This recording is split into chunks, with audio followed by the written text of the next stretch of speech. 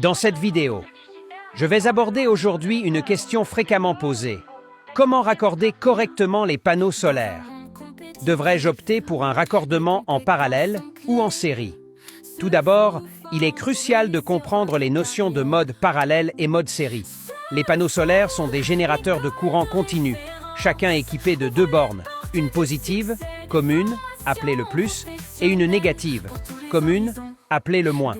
Dans un raccordement en parallèle, les bornes positives de chaque panneau sont connectées ensemble, et les bornes négatives sont également reliées entre elles. En revanche, le raccordement en série implique de connecter la borne positive d'un panneau à la borne négative du suivant, laissant deux fils disponibles pour la connexion au système.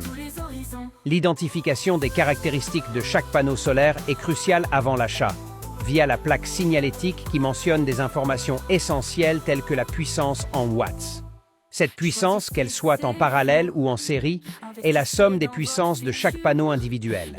La tension en circuit ouvert ou Open Circuit Voltage, VOC en anglais, varie selon le mode de raccordement choisi. En série, les tensions s'additionnent. Deux panneaux en série offriront 44 volts, alors qu'en parallèle, la tension reste identique à celle d'un panneau individuel, 22 volts pour deux panneaux. Le choix du régulateur de charge doit tenir compte de cette tension totale. De même, le courant de court-circuit, ou Short Circuit Current, ISC, est primordial. En parallèle, les intensités en ampères s'additionnent, tandis qu'en série, elles ne changent pas. Il est important de ne raccorder que des panneaux aux caractéristiques identiques pour éviter des intensités excessives en parallèle. Pour faciliter les raccordements en parallèle, des adaptateurs spécifiques sont disponibles. 2 vers 1, 3 vers 1, 4 vers 1, WAN, etc. N'oubliez jamais de consulter la documentation technique avant tout achat pour garantir le bon fonctionnement de votre installation. Mais attention, un connecteur MC4 de très haute qualité accepte un courant maximum de 30 ampères. Si vous utilisez par exemple un adaptateur 4 vers 1 dont le courant de court-circuit est de 10 ampères, vous obtiendrez un courant total de 40 ampères. Votre connecteur va alors chauffer, fondre et risque de provoquer un incendie dans l'installation. Ensuite, nous allons vérifier que le choix du régulateur de charge est bien approprié. Prenons un exemple trouvé sur Internet. Ce régulateur de charge accepte 750 watts de panneaux solaires lorsqu'il charge une batterie de 12 volts.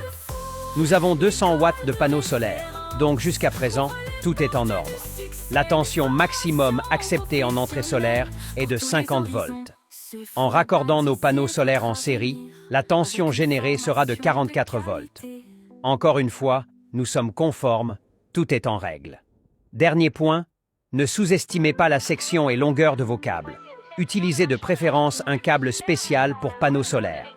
Pour vos calculs, considérez qu'on peut transmettre maximum 5 ampères dans un câble de 1 mm², soit 20 ampères maximum pour un câble de 4 mm². La longueur des câbles est également importante.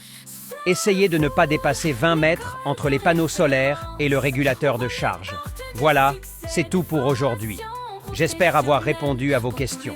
Surtout, assurez-vous de bien serrer vos connexions, sinon elles peuvent surchauffer et brûler. Je vous souhaite une excellente journée. Si vous avez apprécié ce contenu, n'hésitez pas à mettre un grand pouce en l'air, cela me fera du bien. Dis-moi ce que tu penses de tout ça en commentaire.